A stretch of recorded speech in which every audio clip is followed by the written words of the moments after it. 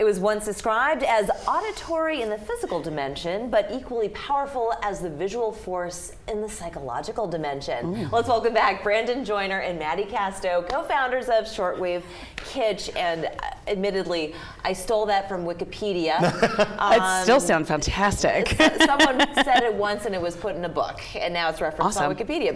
But really, you've brought the best of both worlds to the stage for our Charleston audiences. Absolutely. So remind everybody what Shortwave Kitsch is, Maddie, please. Oh my goodness. So Shortwave Kitsch is so many things. I think we started out with this idea that we wanted to harness and remember some of the best things of how we started today in entertainment. So we took all of our love of theater and radio in the 1940s, and we decided to turn it into a theater company where we have incredible local talent write the shows, compose the shows, and we have incredible actors actually act on stage in front of microphones, holding scripts just like they would in the 40s. It's magical. And sound effects. And sound effects. Live Foley sound effects, which is just so cool. Yeah. And we actually have Pedro Toro, who's our composer. He plays the entire time. So you feel like you're in an old-timey movie theater and radio show at the same time. Is it improvised? Is it just kind of going with the feeling? Does he have an idea of what he wants to play? So most of it is scripted, but with Pedro, basically he set up themes, and so wherever the theme takes us. So a lot of his music is improvised,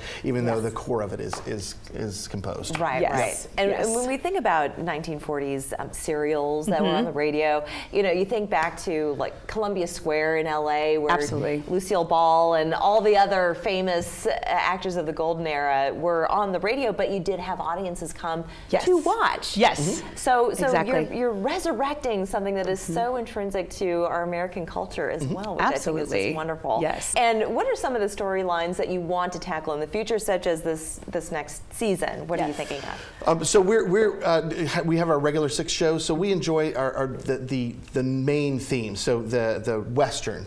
We enjoy the FBI, the hard-boiled FBI agents. All of those. We really enjoy taking those and then kind of turning them on our head. So while we don't have any storylines specifically in mind, we have our regular cast of characters: Prudence Beaumont and Lucky Allman from Giddy Up Gulch, and they'll kind of be riding off. Will they ride into the sunset? Will Jack Finger, the lead of the FBI, be able to work with a woman for the first time? Who writes this stuff? Brandon does. Brandon does. Who gets to come up with all the names? It's also. Yes. I love that because I think when you watch certain comedies or things on TV such as like Documentary Now, just these really quirky comedic shows, I think coming up with the names has to be half the fun. Oh yeah.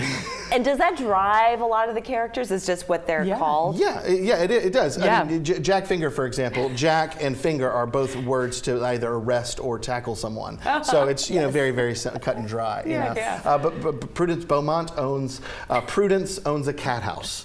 So it's just, of course Prudence does. Yes. That's hilarious.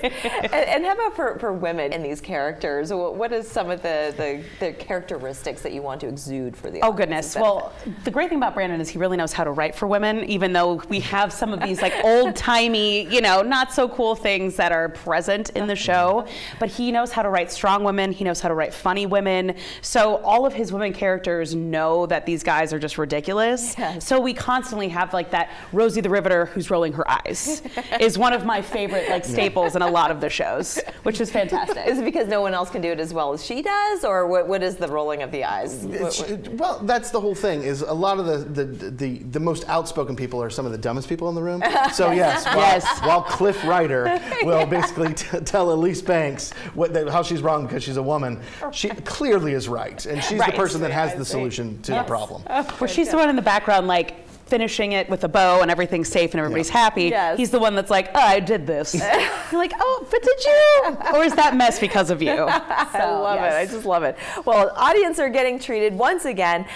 You've got a show coming up on March 25th. That is Saturday. Yep. That is tomorrow, as a matter of fact. And Saturday, April 22nd, there's Women Talking and Opportunity Makes a Thief. Yes. You sound just fantastic. I want to thank you both so much for joining us. And for anyone who wants more information, where do they go? Please follow us on social media, on our Instagram at Shortwave Kitsch Radio or SWK Radio Show. same tag for Facebook, and we would love to see you at both of our shows and throughout the entire upcoming season. Terrific. Thank you so much to both of you. Thank you. Good to see you again. We're back in 2 minutes.